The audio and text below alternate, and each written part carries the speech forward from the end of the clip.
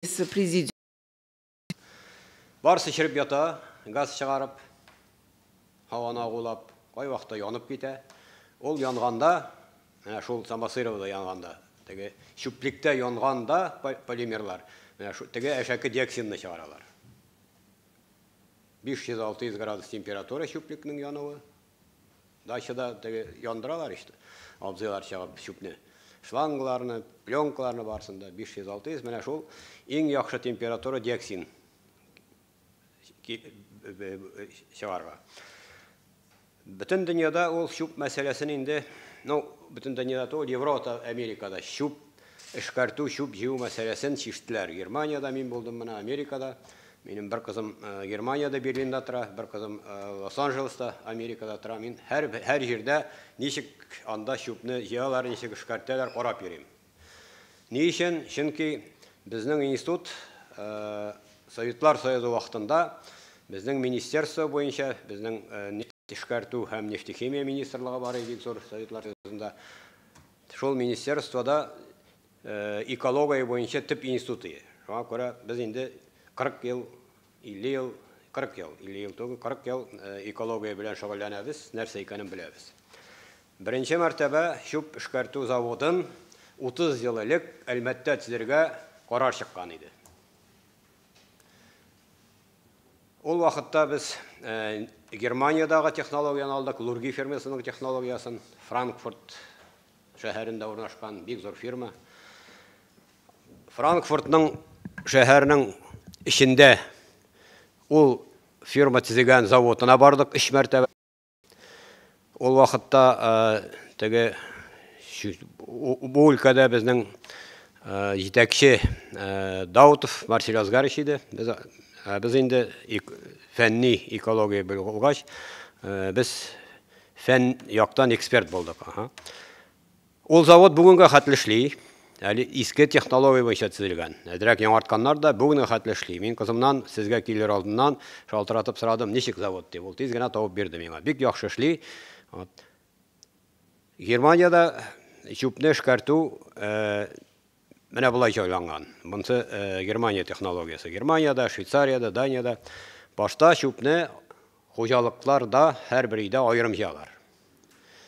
Айырым жию теге урамда 2 контейнер тұрған түгел, әр бір үйнің, зор үйнің бірінші этажында бик зор айырым бөлме.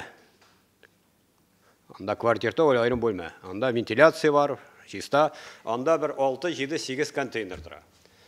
Қағазды бір яққа, пластмассаны екінші яққа, ашау қалдықларын үшінші яққа, пияланы, түслі пияланы, зәңгәр, қызыл пияланы бір контейнерға, ақ пияланы екінші контейнерға, дәр шулай айтып.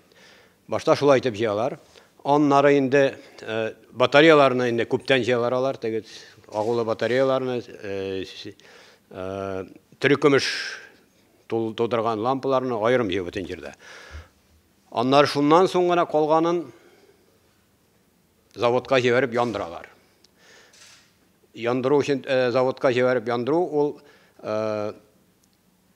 менә шул шүп яндырып электр энергиясы һәм жылылық ясау деген.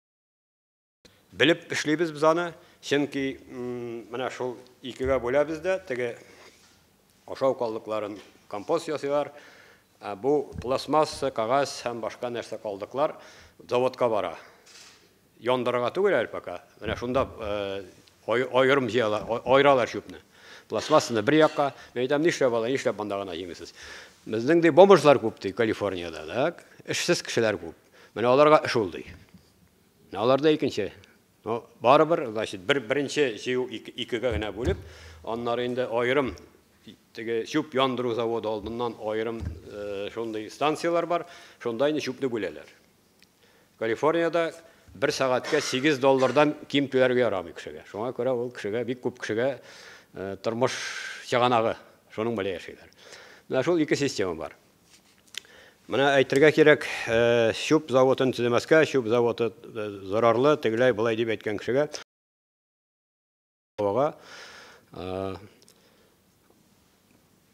Бұлай әйткәндә алар дұрыс сөйлиләр. Әмма заводта диоксин чыкмый. Ол заводтан диоксин шықмай. Не үшін?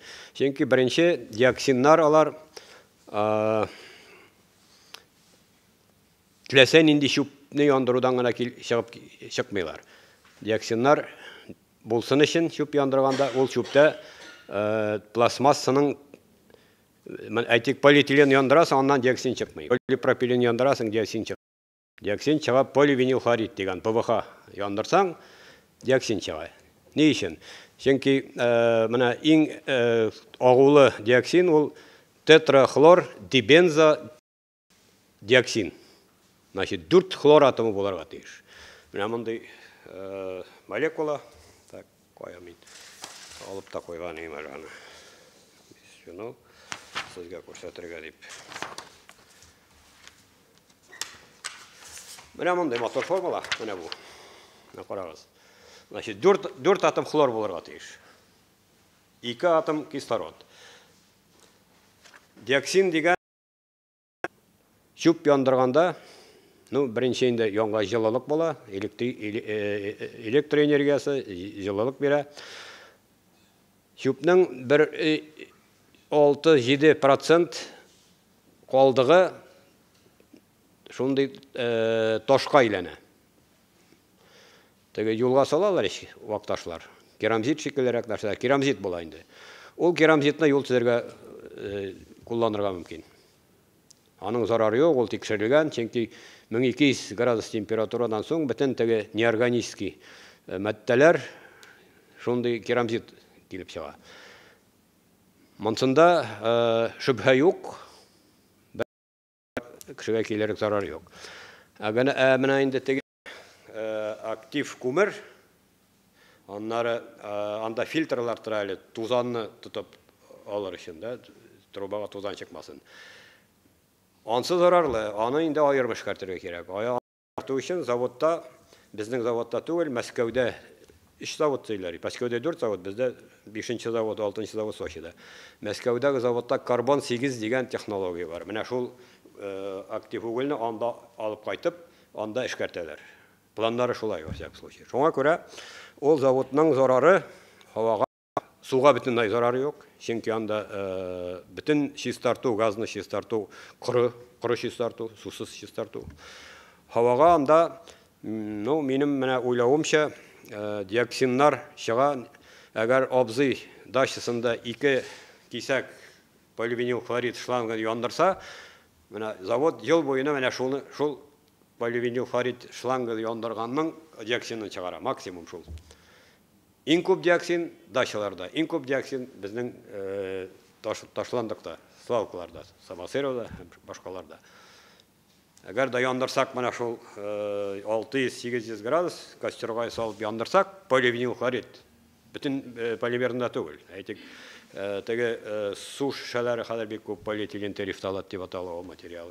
Аннан диоксин чыкмый. Хлор, бром булмаса, диоксин булмый. Аларны чистарту каралган заводта, заводка бернинди завод бернинди зыян дип әйтергә ярамый, бик әз зыян китерә безнең һава шартларына. Бик әз зыян китерә. Чөнки уже бөтен Европада, бөтен Америкада 600 ләп шундый завод эшли. 600 ләп завод эшли. Данияда, Германияда, Францияда, Америкада. Заводның технологиясына бәйләнергә ярамый. Шуңа күрә көрәшергә кирәк безнең экологларга. Беренчедән тизрәк ул заводны төзергә, аннан да тизрәк инде шүпне айырым җарга, аннары шүпне теге хуҗалыкта җыйганнан соң айырым станцияларда тагын бер мәртәбә айырырга, беренче чиратта батареялар һәм теге тере көмешле лампаларны җарга, айырым җарга. Менә мин сезгә әйтеп куям, без үзебездән башларга кирәк. Дүшәмбе көнне академияда батареялар җыю башлана. Без үзебез башлыйбыз. Батареялар кисәдә йөртсәгез, академияга кирип чыгыгыз, Баумана 20 безнең йортыбыз, без инде җыя башлыйбыз. Чөнки безнең Россиядә ул батареяларны җыеп эшкәртә торган 1-2 завод бар. Уралда, Челябинскида, аннары Свердловск артында. Аларны җыеп җибәрергә була.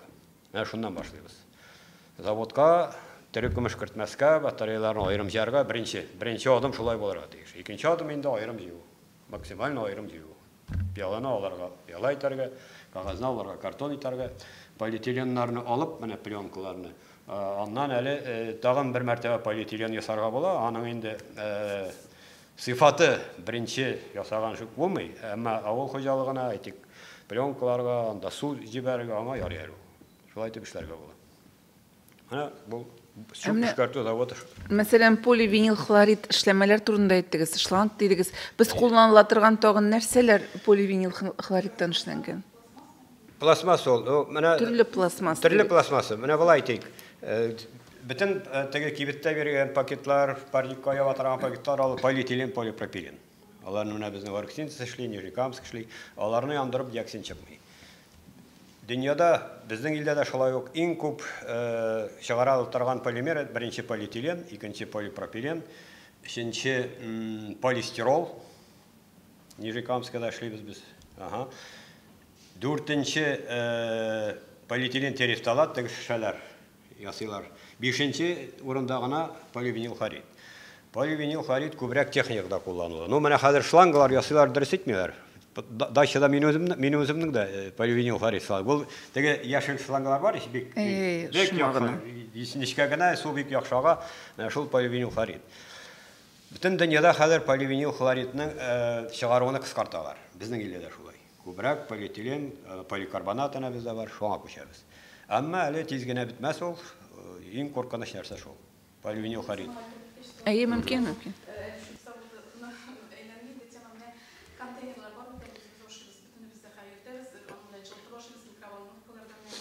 Әй. Ярамый аларны йылтырга. Дөрес әйтәләр. Ул бит сатыла, микроволновкада йылтырга түгел. Суык килеш сакларга сатыла. Суык килеш сакларга.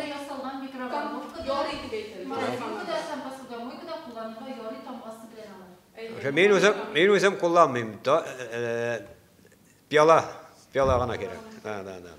Чөнки менә ул полиэтилен булай карап торырга аның молекуласында зарарлы нәрсә юк, но аның төсе булсын өчен, аннары исе булмасын өчен аңа истиләр. Төрле-төрле пластификаторлар, төрле-төрле әз генә булса да. Менә алар тазалыкка зыянлы инде, аларны җылтырга ярамый. Чиста полиэтилен булса, чиста полипропилен булса, аның берәрсе булмас иде.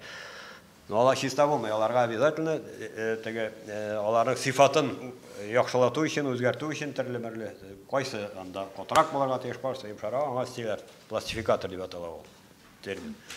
Шулар зыянлы. Рәхмәт. Шуп эшкәртү буенча тагын сорауларыгыз бармы? Рәхим итегез. Сөембикә.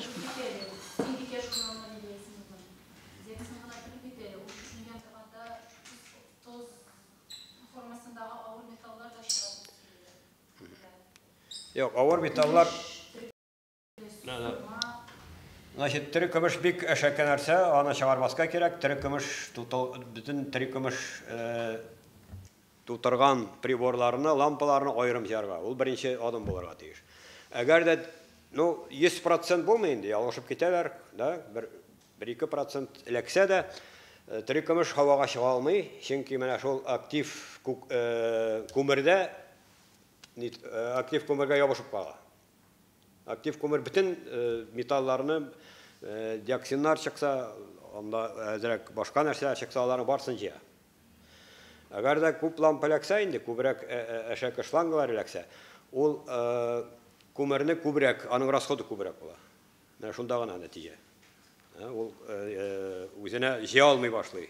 Анда контроль бар, күпме җыйды, тулды, аның, теге барыш менә чирәк су белән тулды, икенче чирәк куябыз. Шуның шикелле.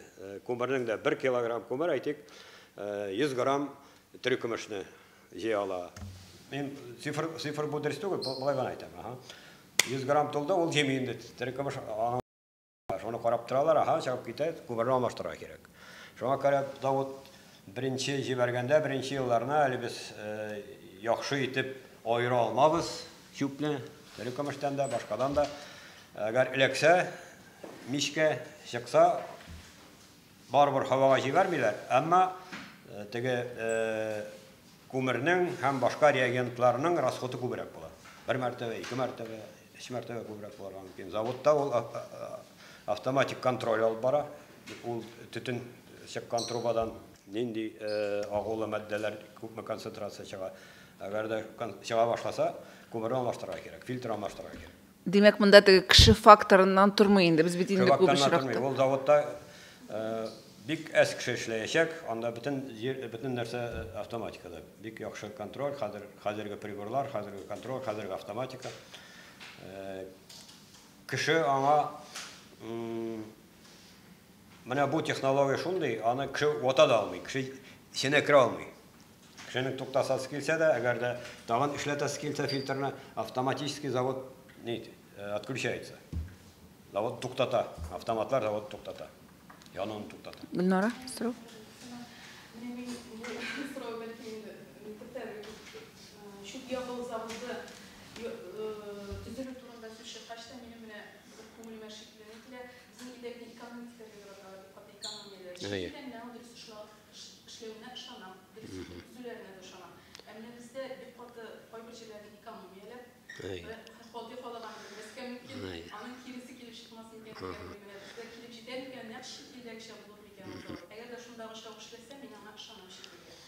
Ну, бик дөрес сорау, чөнки менә мин 50 ел эшлим нефть-газ өлкәсендә, бик күп заводлар төзегәндә катнаштым.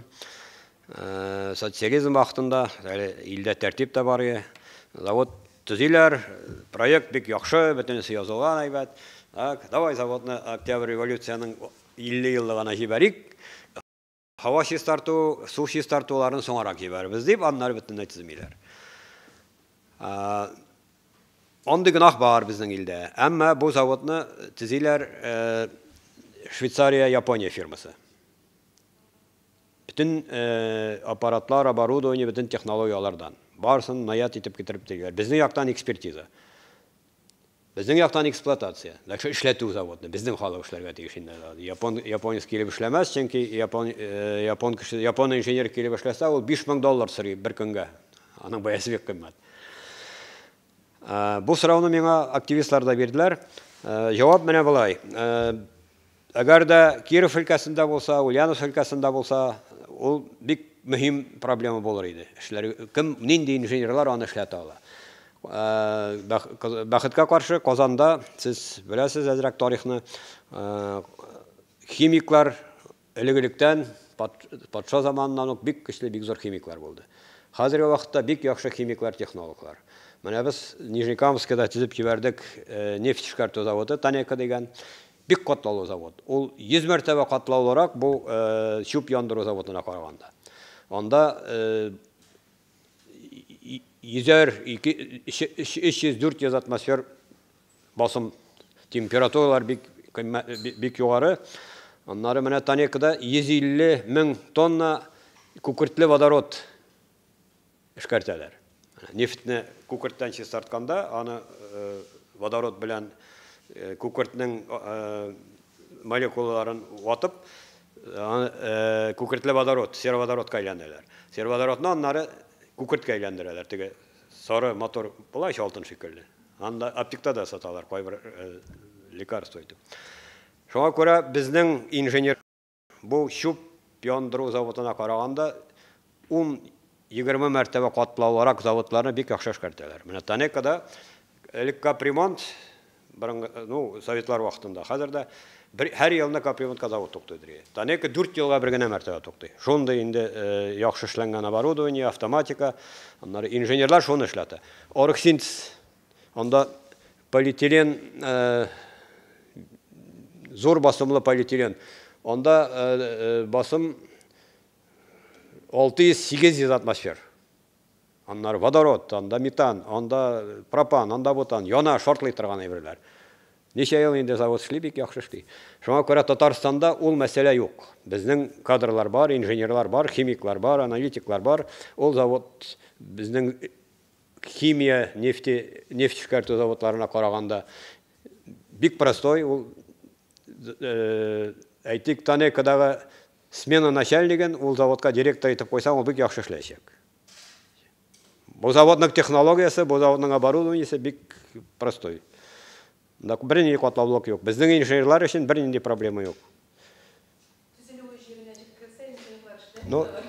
Түзілуін жеріне жеткермей хәлләре жоқ, чөнки біз түзбейміз. Алар өзләре түзеп бирә, завод. Фирма өзі түзеп бирә. Әйлеле. Біздің яқтан экспертиза инде. Әле экспертиза сарлык инженерлар бар безнең. Біз өзебез беләбез. Химияның нәрсә икәнен, технологияның нәрсә икәнен.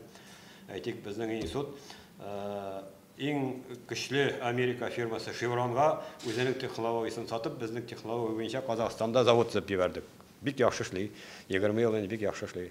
Без дөньяда әзрәк беләбез нәрсә барын, кем ничек эшли, алар да безне белә. Шуңа күрә Татарстан химикларын, Татарстан химия технология инженерларын алдап булмый. Рәхмәт. Лия.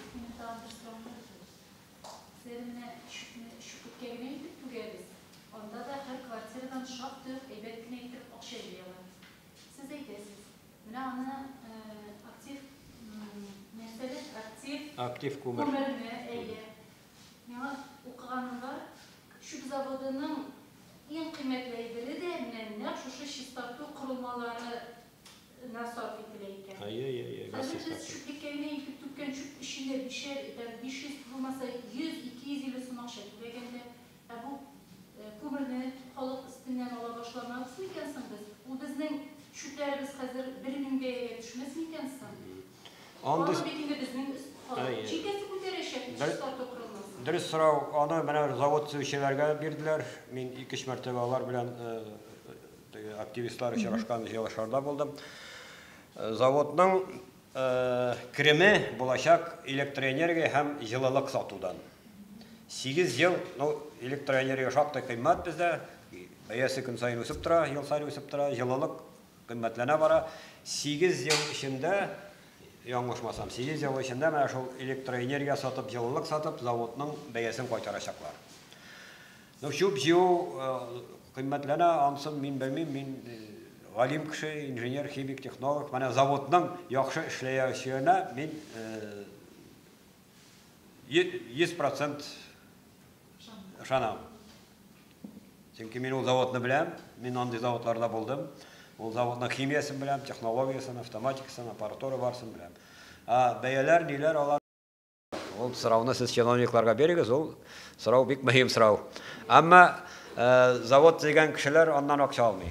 Җыюга, аерым җыюга, танда контейнер ягадан куйга түрәләр арттыра башладылар. Мин дә шулай дип уйлыйм, әзрәк кенә. Алай булмас инде, бик зур арттырмаслар.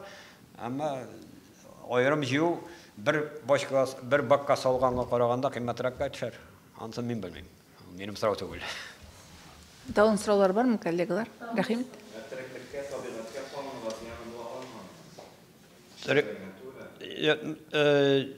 Монда бит теге бик яхшы чистарту корылмалары, газ чистарту корылмалары.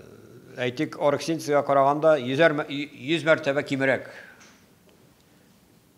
Моннан чыккан давалар мин теге 100 мәртәбә теге расчёттан чыккан суы булай әйтәм. Оргсинцияга караганда бу оргсинцизның бер кичкенә кулланмасына гына тигез. Шуңа күрә тирә-юндәге теге Аккош күлендәге аккошлар һәм анда үскән наратлар аларга бер нәрсә булмас. Чөнки хәзер мин әйтеп бетерим. Менә бит оргсинцизда бер урында тормый. Ел саен анда суны чистарту яхшылана, газ чистарту яхшылана. Ул теге табигатька чыга торган, һавага чыга торган әшәке газларның чистарту усуллары ел саен үзгәреп тора, яңаны ясап торалар. Чөнки яңаны ясамасалар, аларга бит норма бирә. Безнең министерство бар экология. Һәрбер заводка, һәрбер цехка, һәрбер трубага үзенең нормасы бар. Күпме килограмм син менә әйтик зарарлы матдәләр чыгара аласың. Бу трубадан 100 килограмм елга чыга тиеш, бу трубадан 10 килограмм гына. Менә шуны арттырсалар, аларга бик зур штраф. Шуңа күрә заводларга хәзер бер дә теләсә нәрсә эшләргә ярамый. Контроль, автоматик контроль, теге менә бөтен шәһәр, тем более оргсинтез тирәсендә шундый будкалар тора. Алар автоматически газны, һавага чыккан газларны анализ ясый. Ул анализларның нәтиҗәсе экология министрлыгына бара. Анда инде штраф язарга бик өйрәнгәннәр, бик яхшы язалар штрафны. Шуңа күрә монда контроль бар. Теләсә эшли алмыйлар хәзер беркемдә.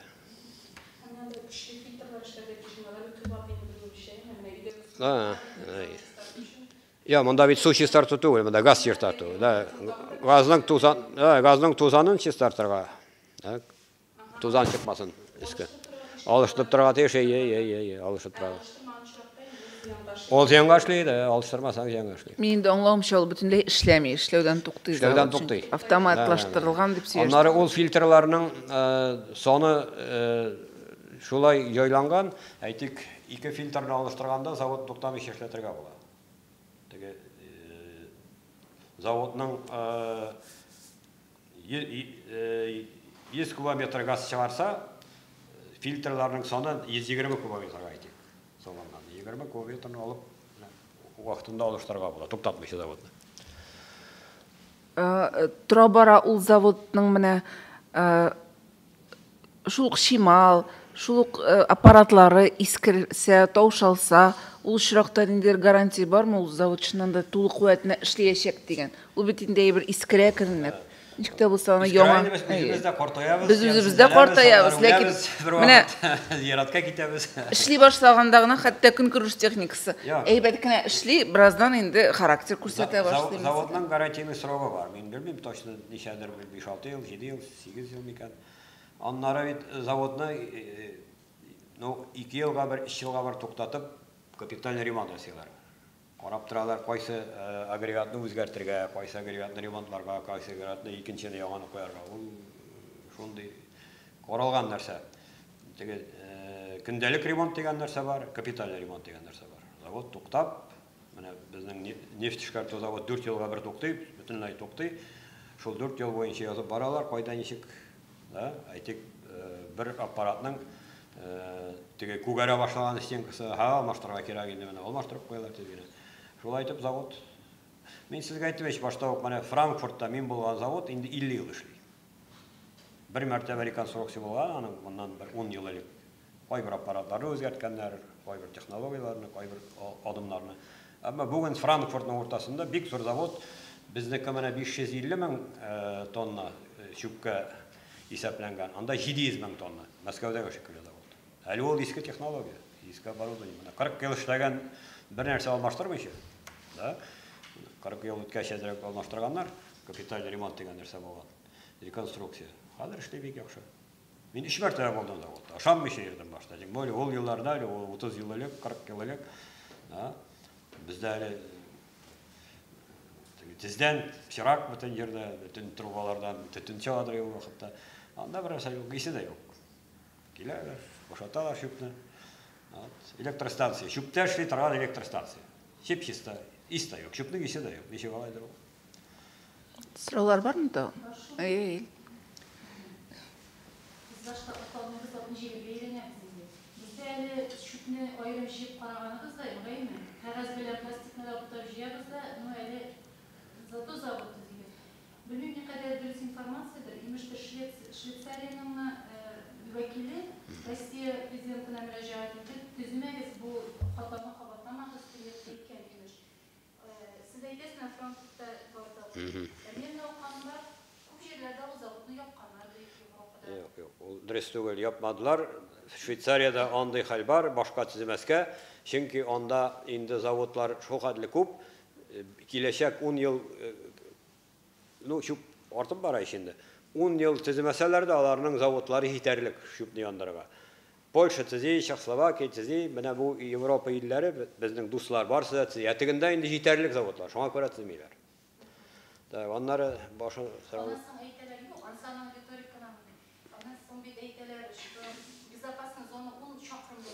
Yok.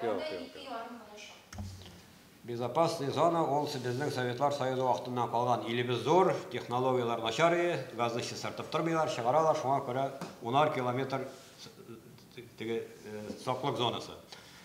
Бөтен Европада, Америкада, Япониядә заводлар шәһәр ичендә. Франкфуртта гына түгел, Швейцариядә, Германиядә, Даниядә мин булдым. Барсы шәһәр ичендә. Иң зур хим комбинатлар юл аркылы хим комбинат. Нефть эшкәртү заводы. Менә Япониядә шулай. Юлны чыктың, анда завод икәнне сизелмәде. Хәзерге технологиялар, хәзерге аппаратлар, хәзерге автоматика. Ул менә бу теге саклык зоналары начар технология, начар оборудование булганда шуны каплар өчен кирәк. Әгәр дә технология яхшы булса, алар кысыла. Юл аркылы. Мин бик күп шәһәрләрдә, бик күп илләрдә йөргәнем бар, күргәнем бар. Юл аркылы бик зур завод. Завод икәне сизелмәде. Тем более бу шуп тарту заводы, химия заводлары шулай. Бөтенесе эштара ниде?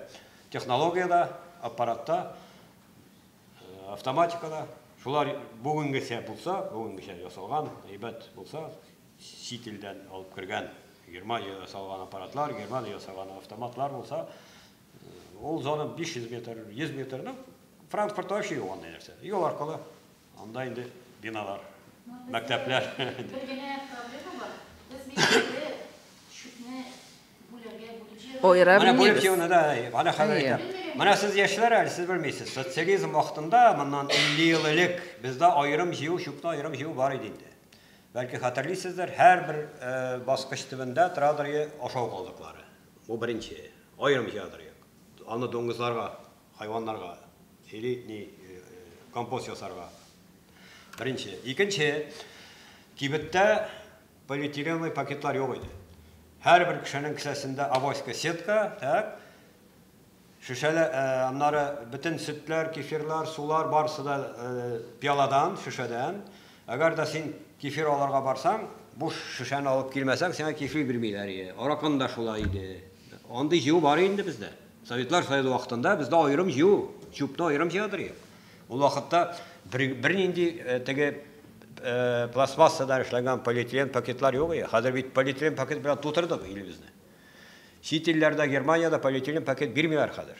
Барысы да кагазга күчтеләр, кире кагазга күчтеләр. Без социализм вакытында кагаз белән генә кибеттә бер рулон соры кагаз, шуңа булай итеп конституцияләр, шуңа салалар. Аннары сеткага салып китәсең. Менә теге кызыл авызлар көлделәр, социализм вакытында авоська сетка дип ул бик дөрес. Шулай кирәк, да? Biz oyram җыймасак та, аны бит заводка кергәндә оешулар булачак. Завод алдыннан булырга тиеш станция. Менә безнең Левченкода бар инде. Шуп аеру заводы, кичкенә генә завод. Анда 3 завод, по-моему, уже эшли, тагын 2 завод сәргә 4 завод сәлә или 4 ел. Кимендә 4 ел. Шул 4 ел эчендә без өйрәнергә тиеш. Беренчедән менә шул шупты аеру станцияларын бетерергә. Аннары үзебездә һәрбер хуҗалыкта аерым җыуны җайларга 4 ел эчендә аны җиңәргә була. Ул мәсьәләне. Шулай да менә журналистларның да бурычы бит инде. Без халыкны өндәргә тиеш, шупны аерым җыярга өйрәтергә тиеш без ничек тә булса. Ничек күндерергә менә халыкны шуңа? Чөнки шупка карата безнең Мин уйлыйм менә булай. Әгәр дә бүген мотор итеп, мотор ябык терминалларда мотор ниләр куйсалар, контейнерлар. Берсе сары, берсе яшел, берсе да 90% халык аерым җыярый, аерым саларга. 90%. Бүген үк әзер, мин чыгам да шуплык каптырап бирим, мин әйтәм, нинди мотор пиала шешәләр, кая куярга соң булар, нишләп аерым? Әзрәк кенә җыя башладылар, теге пластмасса шешәләрне аерым җыялар инде, куйдылар. Сала халык шунда алып килә, менә карап торам, мин үзем шунда салам исәсен, аерып салам. Башка шупны теге зур контейнерга, бу шешәләрне аерым контейнерга. Башы бар. Но беренчедән башларга кирәк батареяларны җыярга. Бөтен шәһәр буенча, бөтен республика буенча батареяларны аерым җыярга, төркемеш тутырган лампаларны беренче адым шул булырга тиеш. Менә без үзебез башлыйбыз. Академиядә понедельниктан җыя башлыйбыз. Башка биналарда да менә шундый ул җыуны оештырырга беренче шуны оештырырга кирәк. Аннары инде менә бит түрәләргә әйтсәң, аерым җыярга, контейнерга, анда акча юк, бик кыйммәт. Нинди стадионнар төздек, миллиардлар тотып. Аңа бит акча бар. Шуңа күрә мин уйлавымча акча табарлар, чөнки һаваның чисталыгы, суның чисталыгы, ашауның яхшылыгы, халыкның тазалыгы. Если әгәр дә кешеләр начар һава суласалар, начар су эчсәләр, начар ашау ашасалар, аларга спорт кирәкми. Ул стадионнар барса буш булачак. Кешенең энергиясе булмый, ул авырту. Шуңа күрә бүгенге көндә бу менә шуп җыю, аерым җыю, шупны эшкәртү һәм калдыгын яндыру бөтенесе бергә алары карарга кирәк. Иң мөһим мәсьәлә. Стадионнар төзелмәскә була инде, җитте. Аннары сез ишеткәнсездер инде, менә шушы чемпионат, футбол чемпионат үткәннән соң, дөнья күләм ярышлар бездә булмаячак. Санкция. Безнең стадионнар беркемгә дә кирәкми. Безнең халык начар диоксин сулаган халык, аңа стадионнар кирәкми. Алар буш булачак. Шуңа күрә иң мөһим мәсьәлә бүген. Бүтән Россиядә чүпне аерым җыю, чүпне эшкәртү, чүпнең калдыгын яндыру. Аннары менә аерым җыю белән чүпне яндыруны булай маңгай белән бәрелешә ярамый. Ул бер технология. Бер цепочка. Обязательно аерым җыю и так далее. Калдыгы. Бик яхшы тырышып җыйсаң да Германиядә 50% кала. Ул калдыкны. Ну, Самосерова бик зур, шуннан әз генә кичкенә шундый ук тау альтернатива шул. Или яндырабыз, нормально электроэнергия чыгарабыз, чистартабыз, или яна свалка. Анда янып ята, җәйкене яна, свалкалар алар үзеннән-үзе янып китәләр. Алар диоксин чыгарып ята. Менә анда диоксин да, кешене үтерерлек диоксин анда. Шуңа күрә менә журналистлар без барыбыз да маңгай белән бәрелештерәскә. Или яндырабыз, или аерым җыябыз. Аерым җыябыз, калдыгын яндырабыз. 100% аерым җыеп булмый. Андый технология юк бүген дөньяда. Алай мөмкин түгел. Әйтик, Казанда 1,2 млн халык тора. Һәр елны 1,2 иске башмак чыгарып ташлыйлар. Иске башмакны бер эштә эшләтеп булмый. Аны аерым җыйсаң да, эшкәртсәң да и так далее. Хотя Менделеев язып калдырган ничек әле хәзер татарча Марта-Русча әйтим, анда бергә тәрҗемә итәрбез, әйме?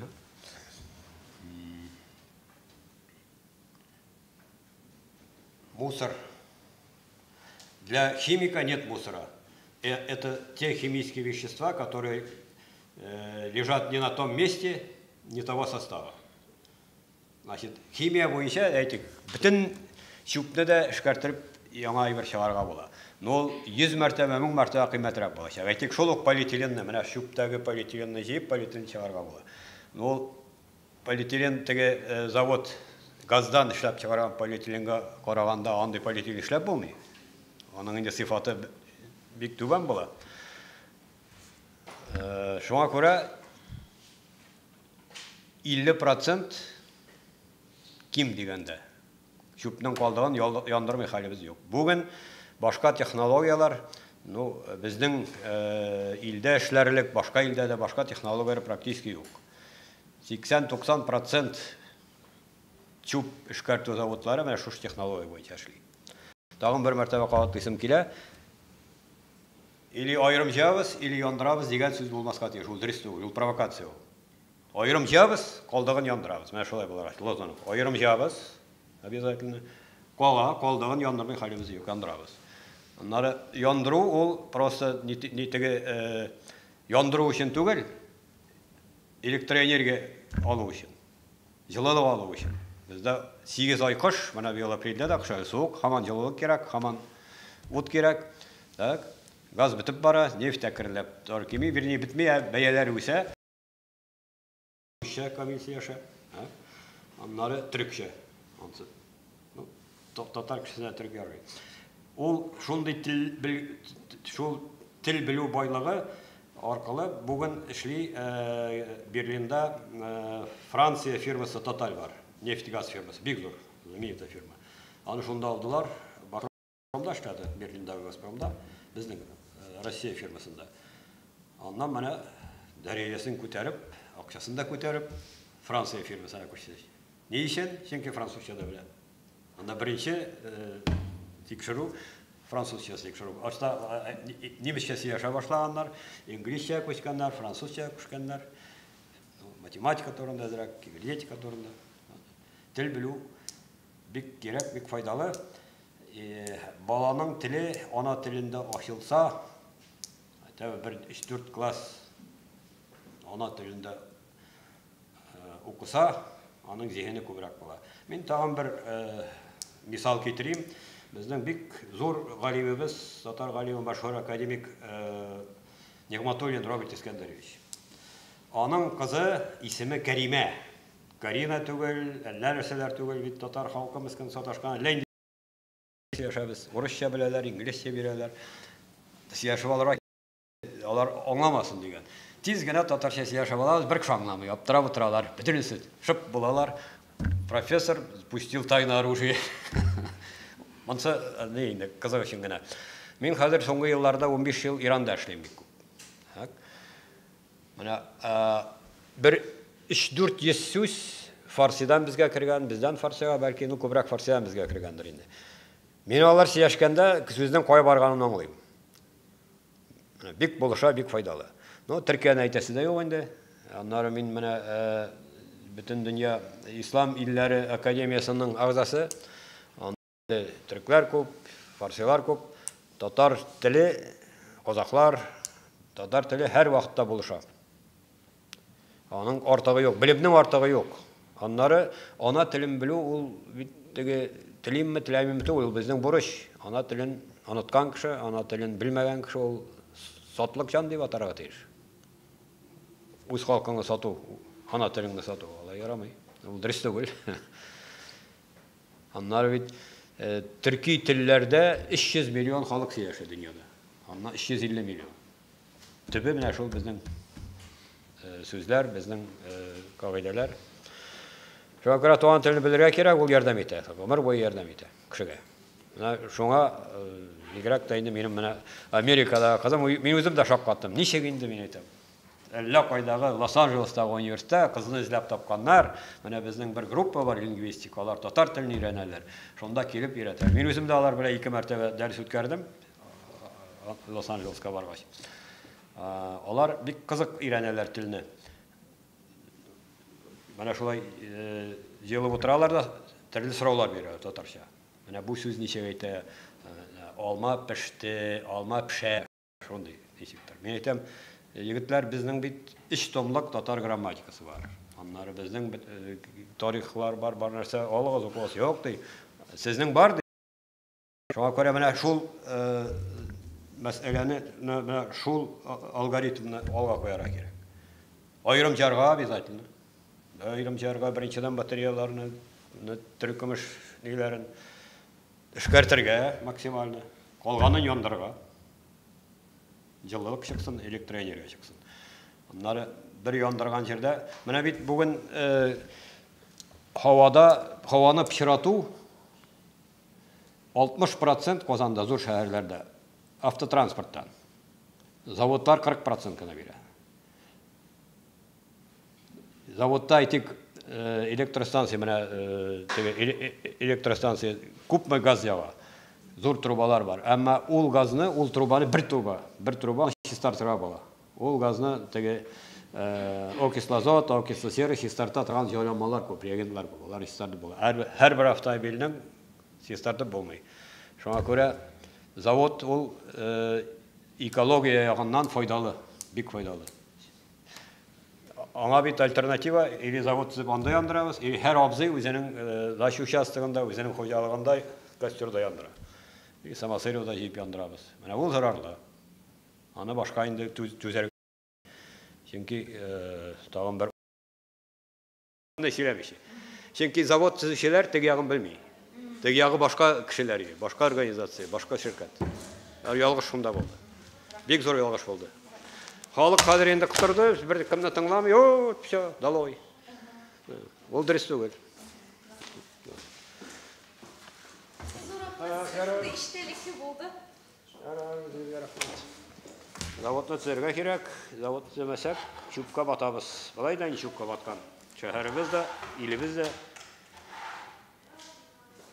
Так.